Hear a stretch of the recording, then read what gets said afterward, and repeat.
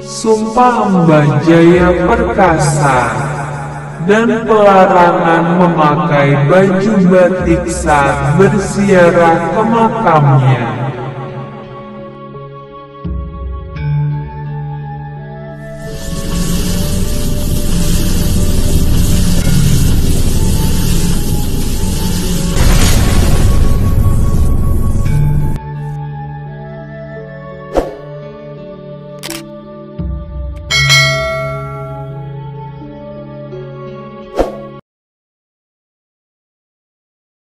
Assalamualaikum warahmatullahi wabarakatuh. Oke sahabat Kang Wasja semuanya, terima kasih banyak atas masih setia di channel saya. Kali ini saya upload video cerita lagi tentang Sumpah Mbah Jaya Perkasa, dan larangan memakai baju batik saat berziarah ke makamnya. Yuk untuk lebih jelasnya tonton videonya sampai selesai. Terima kasih, selamat menonton. Memakai baju batik bagi keturunan Mbah Jaya Perkasa ternyata dilarang bagi keturunannya saat berziarah ke makamnya di Gunung Rengganis, Sumedang, Jawa Barat. Konon hal ini terkait dengan sumpah yang diucapkan Mbah Jaya Perkasa saat menghilang tanpa bekas di gunung tersebut usai menghadap Sang Raja Prabu Gesan Ulun.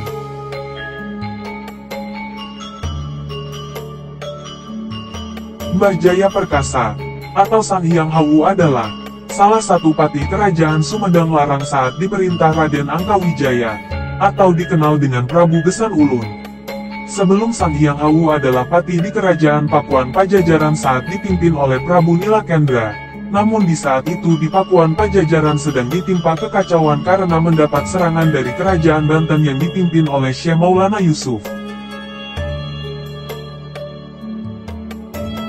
Sehingga Prabu Nilakendra berangkat meninggalkan kerajaan. Hanya sebelum berangkat Prabu Nilakendra memanggil dulu keempat patih kepercayaan kerajaan yaitu Kandagalente, 1 Sang Hyang Hawu, Mbah Jaya Perkasa, 2 Batara Dipati Wijaya, alias Mbah Nanganan, 3 Sang Hyang Kondang Hapa, 4 Batara Pancerbuana atau Baterong Peot. Amanat Prabu Nilakendra memberikan mahkota kerajaan kepada Prabu Gesan Ulun Raja Sumedang Larang sebagai penerus kerajaan Pajajaran. Pada akhirnya keempat Kandagalente tersebut datang ke Sumedang Larang untuk menyampaikan amanat Raja Prabu Nilakendra, yaitu untuk berbakti kepada kerajaan Sumedang Larang, Prabu Gesan Ulun sebagai penerus Pajajaran. Dengan adanya penyerahan mahkota dan penyertaan berbakti dari Raja Pajajaran, maka seluruh wilayah kekuasaan kerajaan Pajajaran dikuasai oleh Sumedang Larang. Sehingga Mbah Jaya Perkasa dan ketiga saudaranya diangkat sebagai patih Sumedang Larang. Konon, di waktu itu daerah Sumedang Larang sudah banyak masyarakat yang menganut agama Islam. Karenanya sang raja masih banyak kekurangan di bidang agama Islam. Prabu Gesan Uyun pun berangkat ke Demak untuk belajar agama Islam. Keberangkatan Prabu Gesan Ulun diiringi keempat patih yang setia tersebut. Usai berguru di Demak hingga akhirnya Prabu Gesan Ulun pulang. Sebelum sampai ke Sumedang Larang dia mampir dulu ke Cirebon untuk bersilaturahmi dengan Pangeran Girilaya Raja dari Cirebon. Pangeran Girilaya menerima kedatangan Prabu Gesan Ulun dan dirinya masih satu keturunan dari Sunan Gunung Jati. Rakyat dan keluarga di kerajaan Cirebon semua merasa segan bahkan memuju kepada Sang Prabu Gesan Ulun.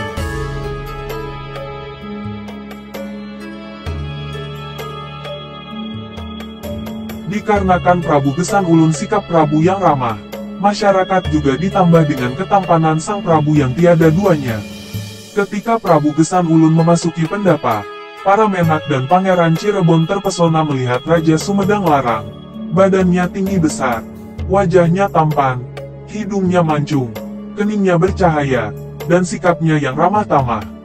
Ketika Prabu Gesan Ulun bertukar pikiran dengan Pangeran Girilaya, Permaisuri Pangeran Girilaya, Ratu Harisbaya menyajikan makanan. Ketika melihat Prabu Gesan Ulun, Permaisuri terpukau dan jatuh hati dengan ketampanan Prabu Gesan Ulun.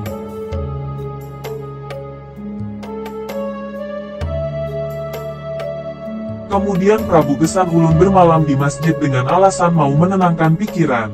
Namun pada suatu hari, ketika Prabu Gesan Ulun tidur di masjid, pada tengah malam terdengar bunyi suara langkah kaki orang yang mendekatinya. Ketika sudah dekat ternyata orang itu adalah Ratu Harisbaya. Prabu Gesan Ulun sangat terkejut. Seluruh badannya menggigil ketakutan. Pikirannya gelap tidak tahu apa yang harus diperbuat. Segeralah dia memanggil keempat patinya. Baginda mengajak berunding bagaimana caranya menasehati Ratu Harisbaya yang sudah tergila-gila olehnya. Yang akan bunuh diri jika tidak terlaksana.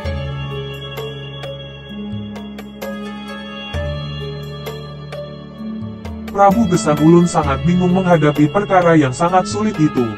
Namun menurut saran Mbah Jaya Perkasa, Ratu Harisbaya sebaiknya dibawa ke Sumedang Larang, sebab dibawa atau tidak dia tetap akan menimbulkan keributan. Sehingga malam itu juga Prabu Gesan Ulun dan keempat pengiringnya dan Ratu Harisbaya berangkat ke Sumedang Larang tanpa pamit dulu kepada Pangeran Girilaya.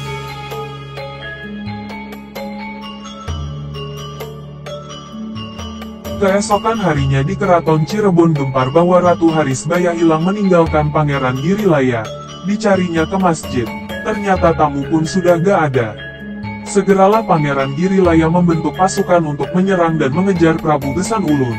Dalam pengejaran di suatu tempat tercium bau wangi pakaian Ratu Harisbaya.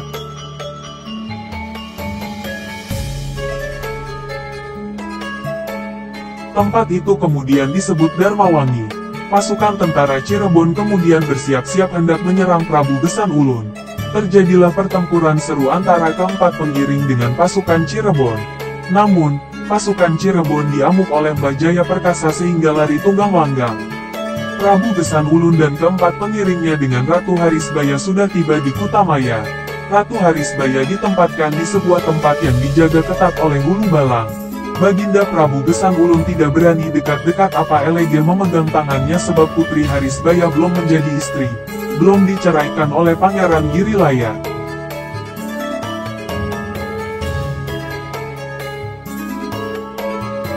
Pada suatu waktu terbetiklah berita oleh Mbah Jaya Perkasa bahwa Cirebon akan menyerang Sumedang Larang. Berita itu segera disampaikan kepada ketiga temannya. Dan kemudian keempat orangnya itu menghadap Prabu Gesan Ulun untuk dirundingkan.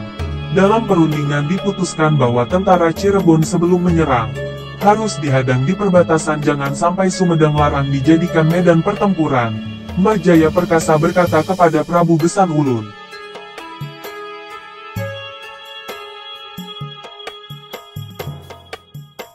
"Paduka yang mulia, hamba berani menghadapi musuh. Gusti jangan khawatir dan gentar. Diam saja di keraton. Hanya hamba akan memberi tanda yaitu hamba akan menamai pohon tersebut pohon Hanjuang di sudut alun-alun. Nanti kalau perang sudah selesai. Jika perang sudah selesai maka lihatlah jika pohon tersebut rontok daunnya maka suatu tanda bahwa hamba telah gugur di medan perang. Tetapi jika pohon itu tetap segar dan tumbuh subur itu suatu tanda bahwa hamba unggul di medan perang."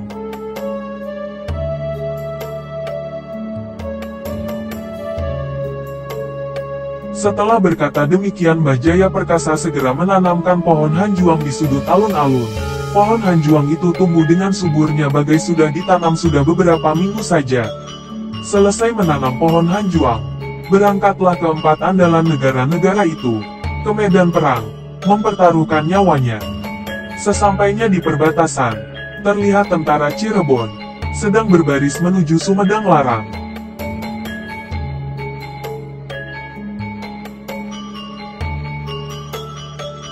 Melihat barisan tentara Cirebon yang sangat panjang itu, segeralah keempat pati bersujud memohon perlindungan kepada Yang Maha Agung. Terjadilah perang yang sangat seru sekali. Berkat kesaktian keempat pati itu tentara Cirebon banyak yang tewas. Mbah Jaya Perkasa mengamuk di tengah-tengah barisan tentara Cirebon. Terus mengobrak-abrik mayat banyak bergelimpangan bertumpang tindih tidak terhitung banyaknya. Hingga tentara Cirebon yang masih hidup lari tunggang langgang.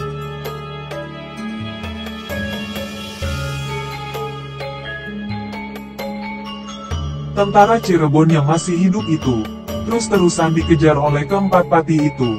Mbah Jaya Perkasa yang telah banyak membunuh, makin bersemangat. Dia terus mengejarnya, makin lama makin jauh dari ketiga temannya. Setelah sekian lama Mbah Jaya Perkasa tidak kelihatan kembali, karena tidak kunjung datang. Ketiga patih lainnya pulang ke Sumedang Larang untuk mengabarkan keadaan Mbah Jaya Perkasa kepada Prabu Besan Ulun.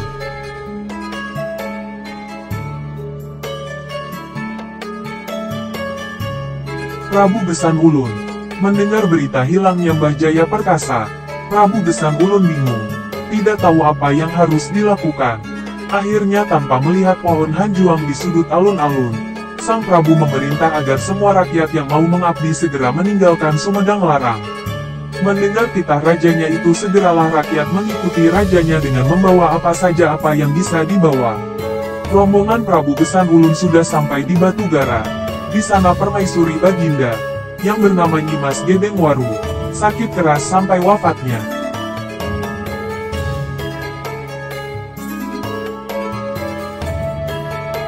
Karena Batugara tidak cocok buat keraton, terus kemudian menuju lereng sebuah gunung. Di sana dapat melihat pemandangan kemana-mana sesudah beristirahat. Lereng gunung itu dibuka dan didirikanlah keraton serta alun-alun. Bekas alun-alun tersebut kini masih ada disebut Daya Luhur.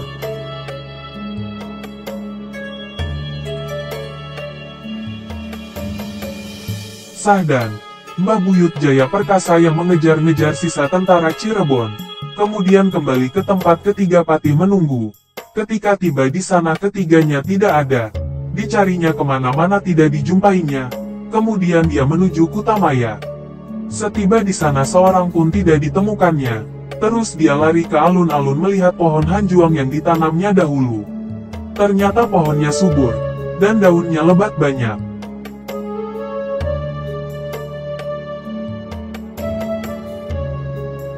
Dengan demikian dia bertambah marah. Ketika berpaling ke sebelah timur terlihat olehnya asap mengepul-ngepul di lereng gunung. Dengan menghentakkan kakinya keras-keras ke bumi. Seketika itu juga dia sudah berdiri di lereng gunung itu. Gunung itu sekarang dinamakan Gunung Pangadegan. Tidak lama Mbah Jaya Perkasa sudah berhadapan dengan Prabu Besan Ulun. Dia menyembah kemudian berkata,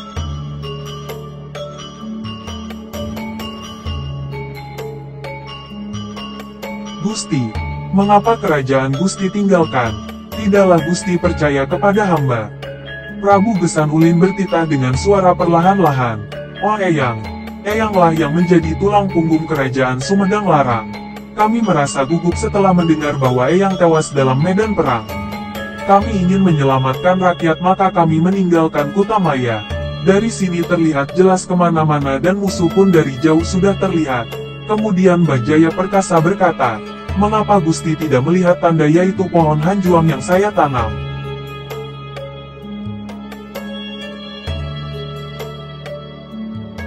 Prabu Besan Ulun menjawab, "Maafkan kami Eyang. Pada saat itu kami benar-benar lupa." Mbah Jaya Perkasa bertanya, "Dari siapa Gusti mendengar bahwa hamba telah tewas?" Prabu Besan Ulun menjawab, "Dari Mbah Nanganan Eyang." Mendengar Prabu Besan Ulun demikian itu, Mbah Jaya Perkasa sampai menjadi-jadi marahnya. Ketika itu juga Mbah Nanganan ditikamnya sampai meninggal dunia.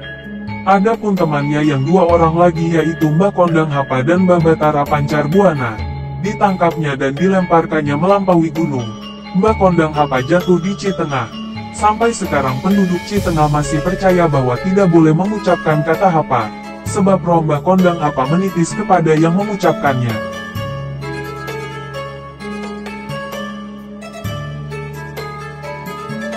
Makamnya sampai sekarang di Citengah. Mbah Batara Pancar Buana atau Mbah Terong Peot jatuhnya di daerah Cibungir. Konon katanya, setelah ketiganya menjadi korban kemarahannya, Mbah Jaya Perkasa mengucapkan kata, "Kalau ada keturunan di Kutamaya sejak saat ini janganlah mau mengabdi kepada Menak sebab kerja keras tapi tidak terpakai. Besok lusa jika hamba dipanggil Yang Maha Agung, mayatku janganlah sekali-sekali dibaringkan, tetapi harus didudukan. Jika ada anak cucuku atau siapa saja yang hendak menengok kuburanku janganlah memakai kain batik dari Jawa."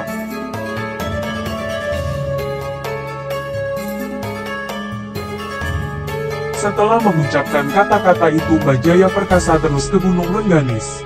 Di puncak gunung itu ia berdiri, kemudian menghilang tanpa bekas. Di atas gunung berdirinya Mbah Jaya Perkasa kemudian ditemukan batu yang berdiri sampai sekarang batu itu menjadi batu keramat. Adapun Prabu Gesan Ulun sepeninggalan keempat patihnya itu tidak pindah kemana-mana, tetapi mengolah negara daya luhur sampai wafatnya.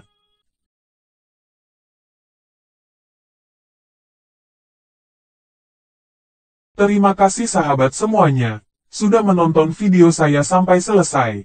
Itulah sedikit cerita tentang sejarah Sumedang dan Prabu Gesan Ulun serta Sumpah Mbah Jaya Perkasa. Mohon maaf apabila ada salah penulisan cerita atau kata-kata yang salah, mohon dimaafkan dengan sebesar-besarnya. Oh ya sahabat semuanya, jangan lupa ya like, share, komen dan subscribe bagi yang belum subscribe-nya ya. Terima kasih, yuk, assalamualaikum warahmatullahi wabarakatuh.